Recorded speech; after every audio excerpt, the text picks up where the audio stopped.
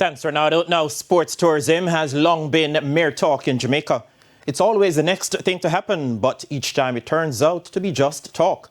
Well, it's back on the table out west, as the new management team of Montego-based sports complex will be making it their top priority. When the Montego Bay Sports Complex was built in 2010, many saw it as an ideal location for sports tourism. But that has been a far-fetched idea, as nothing was done or put in place to attract the overseas market. As a result, the St. James municipality decided to privatize the complex, which was operating at a loss. Now, under the new management of the Montego Bay Multi-Sports Development Limited, the complex is now back on the radar for users from overseas. Like in any business, you have to market it, you have to promote it, and you have to engage with the people that are experts in the different fields. Whereas, Montego Bay United is football.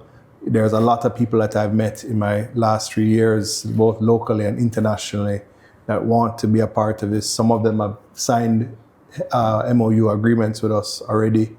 So I know from the footballing perspective, it's only time for that to start to kick off. But despite the Yoni Epstein-led committee already signing MOUs with overseas clubs, Epstein says it was too early to give names. When you hear it, I think you'll be able to make that decision for yourself. But we will be the only developmental club in Western Hemisphere for this club out of Europe when we make it public. According to Epstein, upon completion of the stadium, Western football could get a big boost in returning to its former days. In some of the discussions that we have been having with coaches and schools in the area, they're seeing the value and the recognition of what Montego Bay United has brought to the table. And a lot more of the players from the local schools are coming into the development side of things on the youth.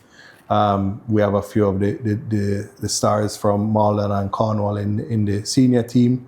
So I can only foresee that getting stronger. And Epstein should know, as he is the chairman of Montego Bay United, a club that has long been seen as St. James football due to the parish's poor state of affairs.